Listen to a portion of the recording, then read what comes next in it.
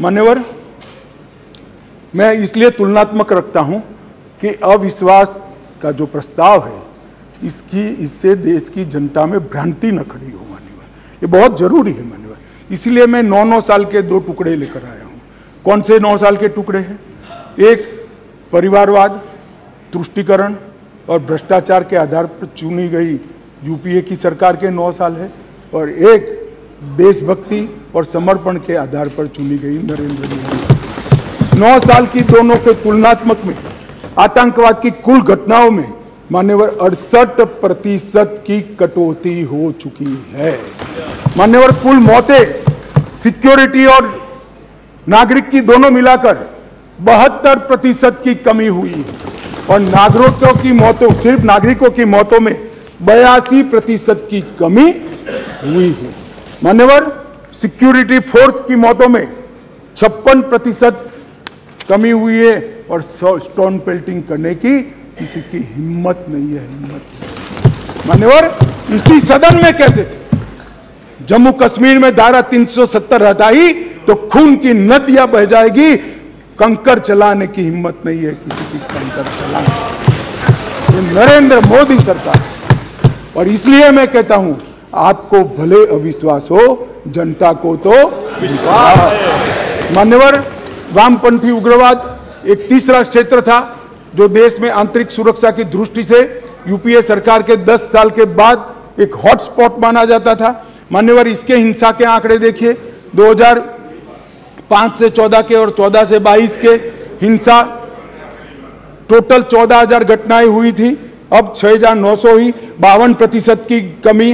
मृत्यु 5,790 थी, अब 1,811 हुई, 69% की कमी। हिंसाग्रस्त जिले 96 थे, 96, इसके बाद में 22 नए बने, तो एक दृष्टि से 96 + 22 हुए, कितने होते हैं? 96 और 20 मतलब 118 हुए। अब 118 से घटकर 45 जिले बच गए हैं।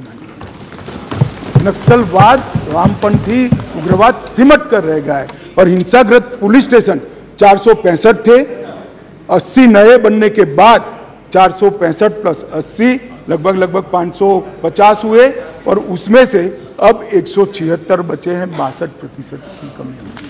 मान्यवर, वामपंथी उग्रवाद पर हमने नकेल कसी। 2014 से सातत्यपूर्ण तरीके से वामपंथी उग्रवाद के खिलाफ जीरो टॉलरेंस की नीति लेकर नरेंद्र मोदी चले। मान्यवर, राजनाथ जी गृह मंत्री थे तभी एक योजना बन गई, विकास की योजना पहले बनाई, और वामपंथी उग्रवाद क्षेत्र के विकास गृह मंत्रालय के तहत आती है। हर गांव के अंदर बिजली पहुंचाना, रोड पहुंचाना, स्कूल पहुंचाना, सस्ते अनाज की दुकान पहुंचाना, दवाइयों की दुकान पहुंचाना, स्किल डेवलपमेंट के प्रोग्राम पहुंचाना, ये काम होते गए। अंत में हमने पहले विकास पहुंचा, और फिर 195 नए सुरक्षा वैक्यूम भरने के लिए सीएपीएफ के कैंप खोलने का काम नरेंद्र मोदी सरकार ने किया। एनआईए और ईडी को जोड़ा गया, इनके फाइनेंस की कमर तोड़ी गई। एनआईए में एक अलग वर्टिकल वामपंथी उग्रवाद और उसके केसों की जांच के लिए बनाया गया, एक बड़ा डेटा सेंटर बनाया गया। सारे वामपंथी उग्रवादी एफआईआर का कंप्यूटराइजेशन कर आर्टिफिशियल इंटेलिजेंस से इसका एनालिसिस किया जा रहा है, और छत्तीसगढ़िया बटालियन, बस्तरिया बटालियन भी बनाई गई। मान्यवर, आज मैं कह सकता हूं इस सदन के अंदर जिम्मेदारी के साथ, वामपंथी उग्रवाद आया तब वो स्वप्न देखते थे काठमांडू से तिरुपति का, आज 3 जिलों में सिमट कर रह गए। मान्यवर, उनका दायरा क्या था? झारखंड, बिहार, उड़ीसा, एमपी, महाराष्ट्र, आंध्र, तेलंगाना और छत्तीसगढ़। आज क्या बच गया है? झारखंड मुक्त, बिहार मुक्त, उड़ीसा मुक्त, एमपी मुक्त, महाराष्ट्र मुक्त, आंध्र मुक्त, तेलंगाना मुक्त, केवल और केवल छत्तीसगढ़ के 3 जिले बचे हैं। मान्यवर, ये अविश्वास प्रस्ताव गिरने वाला है, जनता फिर से मोदी जी को चुनने वाली है, और अगले टर्म में ये 3 जिले भी निश्चित रूप से समाप्त होंगे। मान्यवर, वामपंथी उग्रवाद को,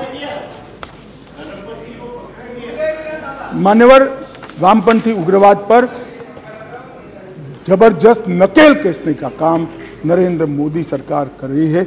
इसलिए मैं कहता हूं, आपको भले अविश्वास हो, देश की जनता को विश्वास है। मान्यवर, अब मैं पूर्वोत्तर की बात करना चाहता हूँ। नॉर्थ ईस्ट भी तीसरा हॉटस्पॉट माना जाता था। मान्यवर, हिंसक घटनाएं सेम कालखंड की मैं लेकर आया हूं, फिर से इन लोगों को ऐसा न हो इसलिए। हिंसक घटनाएं 10,000 होती थी, इसकी जगह 3,238 हुई, 68% की कमी। हताहत सुरक्षा बल 397, अब 128, 68% की कमी। मृत्यु नागरिक 298, अब 420, 82% की कमी। हर हेड में हिंसा नॉर्थ ईस्ट के अंदर कम हुई। और इसके पहले मान्यवर किसकी सरकार थी? 10 साल तक नॉर्थ ईस्ट के सारे राज्य और यहां पर ये यूपीए की सरकार थी मान्यवर, मगर कुछ नहीं होता था। निवेदन करना, पॉलिटिक्स करना और अंदर अंदर झगड़ा लगाना, यही काम था। नरेंद्र मोदी जी ने नॉर्थ ईस्ट को मन के साथ भारत के साथ जोड़ने का काम किया। हमारे कई डेवलपमेंट के पंडित कहते हैं मोदी जी ने नॉर्थ ईस्ट को मैं बताता हूं भैया, ये भी बताता हूं मान्यवर, कई विकास के पंडित कहते हैं नॉर्थ ईस्ट में एयरपोर्ट पहुंच गया, दूरी कम हो गई। कई विकास के पंडित कहते हैं 8 राज्यों में रेल पहुंच गई, दूरी कम हो गई। कई विकास के पंडित कहते हैं इतने 1000 किलोमीटर रोड बन गया, दूरी कम हुई। अरे भाई, दूरी रोड, रेलवे और विमान से कम नहीं होती है, दूरी दिल से कम होती है।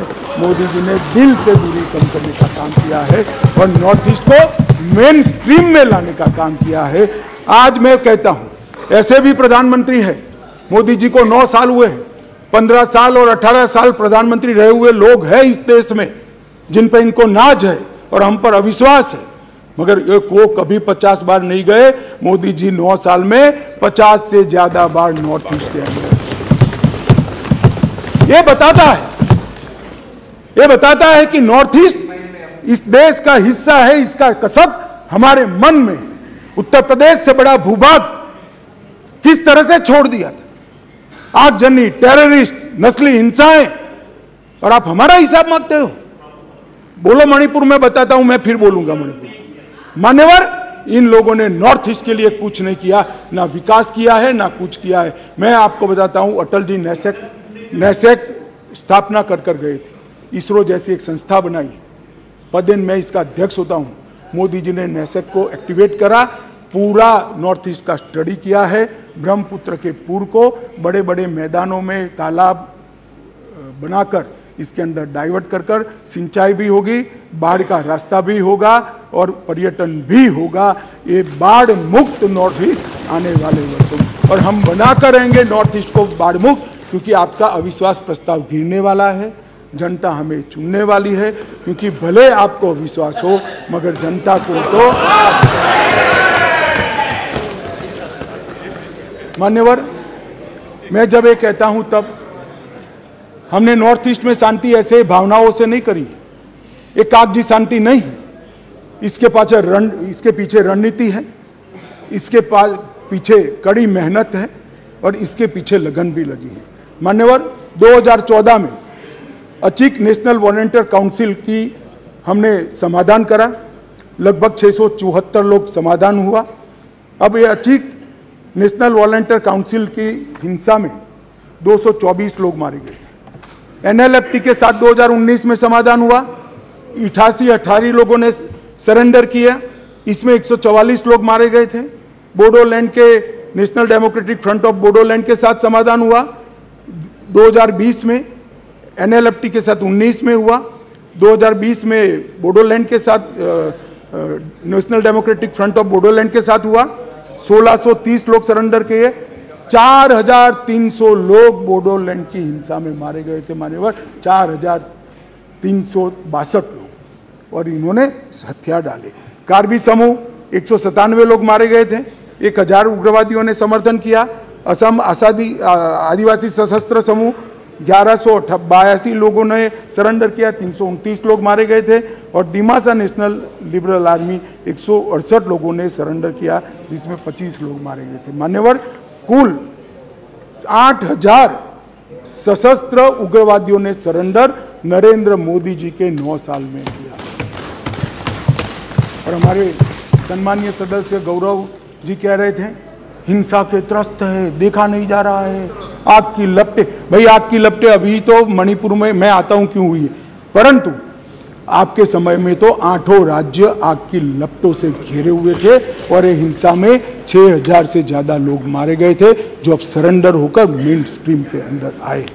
मान्य अध्यक्ष जी, मैं इसलिए आपको ये कहना चाहता हूँ कि पूर्वोत्तर के अंदर हमने हिंसक घटनाओं में 68%, सुरक्षा बलों की हत्याओं में 68% और हताहत नागरिक में 82% कमी करी है। ये सारा मैंने जो कहा वो समझौते किए हैं। आसाम के अंदर 70% से अधिक अपसफा का क्षेत्र मुक्त। मणिपुर के अंदर 7 जिलों के 19 पुलिस स्टेशन हटाए गए। अरुणाचल में केवल एक जिला और 3 पुलिस स्टेशन बच गए। नागालैंड में 8 जिलों के 18 पुलिस स्टेशन हटाए गए और त्रिपुरा और मेघालय में पूर्णतः अपसपा हटा लिया गया है। माननीय अध्यक्ष जी, मैं ये कहता हूँ कि जो बचा कुचा काम बाकी है वो भी हम ही पूरा करेंगे, क्योंकि आपका अविश्वास प्रस्ताव गिरने वाला है। जनता हमें चुनने वाली है, क्योंकि जनता को, आपको भले अविश्वास हो, जनता को